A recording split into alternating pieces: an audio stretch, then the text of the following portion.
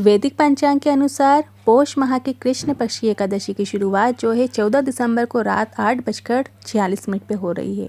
वहीं इसी तिथि का जो समापन है 15 दिसंबर को रात 10:09 पर हो रहा है। तो ऐसे में जो 15 दिसंबर को सफला एकादशी का व्रत रखा जाएगा और व्रत का जो पारण है अगले दिन 16 दिसंबर को किया जाएगा। पारण का समय करते समय हरिवासर का ध्यान रखना अति आवश्यक है। हरिवासर द्वादशी का पहला 1/4 भाग होता है और इस अवधि में व्रत तोड़ना वर्जित माना गया है। व्रत तोड़ने का उचित समय हमेशा सूर्योदय के बाद का मतलब प्रातःकाल का होता है। यदि किसी कारणवश संभव ना हो, उस बीच आप पारण ना कर पाएँ तो पारण मध्याह्न के बाद भी किया जा सकता है, पर द्वादशी समाप्त होने से पहले ही इस व्रत का पारण आपको करना आवश्यक होता है, तभी इस व्रत का फल पूर्ण प्राप्त होता है। तो सफला एकादशी का जो व्रत है 15 दिसंबर को रखा जाएगा और इस व्रत का जो पारण है 16 दिसंबर को आप प्रातःकाल सुबह के समय कर सकते हैं। यह सुबह 7:07 से सुबह 9:11 तक पारण का शुभ मुहूर्त है, शुभ समय है। और द्वादशी समाप्ति का जो समय है रात्रि को 11:57 का समय निर्धारित है। द्वादशी समाप्त होने से पहले आप व्रत का पारण जरूर करें। सफला एकादशी के पीछे क्या पौराणिक कहानी है उसका श्रवण चलिए करते हैं। युधिष्ठिर ने पूछा, स्वामिन, पौष मास के कृष्ण पक्ष में जो एकादशी होती है उसका क्या नाम है, उसकी क्या विधि है तथा उसमें किस भगवान की पूजा की जाती है, यह बताइए। तब भगवान श्री कृष्ण ने कहा, राजेंद्र, बतलाता हूँ, सुनो।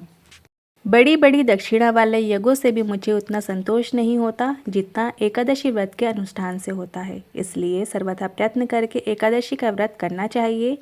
पौष मास के कृष्ण पक्ष में सफला नाम की एकादशी होती है। उस दिन पूर्वोक्त विधान से ही विधि पूर्वक भगवान नारायण की पूजा करनी चाहिए। एकादशी कल्याण करने वाली है, अतः इसका व्रत अवश्य करना उचित है। जैसे नागों में शेषनाग, पक्षियों में गरुण, देवताओं में श्री विष्णु तथा मनुष्यों में ब्राह्मण श्रेष्ठ है, उसी प्रकार संपूर्ण व्रतों में एकादशी तिथि का व्रत श्रेष्ठ है। राजन, सफला एकादशी को नाम मंत्रों का उच्चारण करके फलों के द्वारा श्रीहरि का पूजन करें। नारियल के फल, सुपारी, बिजोरा नींबू, जमीरा नींबू, अनार, सुंदर आंवला, लौंग, बेर तथा विशेषतः आम के फलों से देव देवेश्वर श्रीहरि की पूजा करनी चाहिए। इसी प्रकार धूप दीप से भी भगवान की अर्चना करें।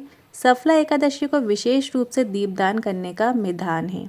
रात को वैष्णव पुरुषों के साथ जागरण करना चाहिए। जागरण करने वाले को जिस फल की प्राप्ति होती है वह हजारों वर्ष तपस्या करने से भी नहीं मिलती।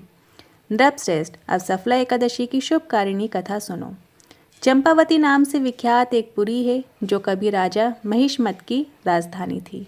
राजर्षि महिष्मत के 5 पुत्र थे। उनमें जो ज्येष्ठ था वह सदा पाप कर्म में ही लगा रहता था, पर स्त्रीगामी तथा वेश्यासक्त था। उसने पिता के धन को पाप कर्म में ही खर्च किया। वह सदा दुराचरण परायण तथा ब्राह्मणों का निंदक था।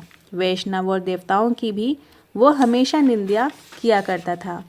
अपने पुत्र को ऐसा पापाचारी देखकर राजा महिष्मत ने राजकुमारों में उसका नाम लुम्बक रख दिया। फिर पिता और भाइयों ने मिलकर उसे राज्य से बाहर निकाल दिया। लुम्बक उस नगर से निकलकर गहन वन में चला गया। वहीं रहकर उस पापी ने प्राह समूचे नगर का धन लूट लिया। एक दिन जब वह चोरी करने के लिए नगर में आया तो रात में पहरा देने वाले सिपाहियों ने उसे पकड़ लिया, किंतु जब उसने अपने को राजा महिष्मत का पुत्र बतलाया तो सिपाहियों ने उसे छोड़ दिया। फिर वह पापी वन में लौट आया और प्रतिदिन मांस और वृक्षों के फल खाकर जीवन निर्वाह करने लगा। उस दुष्ट का विश्राम स्थान पीपल वृक्ष के निकट था। वहाँ बहुत वर्षों का पुराना पीपल का वृक्ष था। उस वन में वह वृक्ष एक महान देवता माना जाता था। पाप बुद्धि लुम्बक वहीं निवास करता था। बहुत दिनों के पश्चात एक दिन किसी संचित पुण्य के प्रभाव से उसके द्वारा एकादशी के व्रत का पालन हो गया।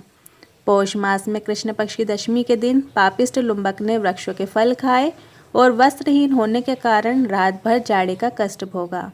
उस समय ना तो उसे नींद आई और ना आराम ही मिला। वह निष्प्राण सा हो रहा था। सूर्योदय होने पर भी उस पापी को होश नहीं हुआ। सफला एकादशी के दिन भी लुम्बक बेहोश पड़ा रहा। दोपहर होने पर उसे चेतना प्राप्त हुई। फिर इधर उधर दृष्टि डालकर वह आसन से बैठा और लंगड़े की भांति पैरों से बार बार लड़खड़ाता हुआ बन के भीतर गया। वह भूख से दुर्बल और पीड़ित हो रहा था। राजन, उस समय लुम्बक बहुत से फल लेकर ज्यों ही विश्राम स्थान पर लौटा त्यों ही सूर्यदेव अस्त हो गए। तब उसने वृक्ष की जड़ में बहुत से फल निवेदन करते हुए कहा, इन फलों से लक्ष्मीपति भगवान विष्णु संतुष्ट हों। यूँ कहकर लुम्बक ने रात भर नींद नहीं ली। इस प्रकार अनायास ही उसने इस व्रत का पालन कर लिया। उस समय सहसा आकाशवाणी हुई, राजकुमार, तुम सफला एकादशी के प्रसाद से राज्य और पुत्र प्राप्त करोगे। बहुत अच्छा कहकर उसने वह वरदान स्वीकार किया। इसके बाद उसका दिव्य रूप हो गया। तब से उसकी उत्तम बुद्धि भगवान विष्णु के भजन में लग गई। दिव्य आभूषणों की शोभा से संपन्न होकर उसने अकंटक राज्य प्राप्त किया और 15 वर्षों तक वह उसका संचालन करता रहा।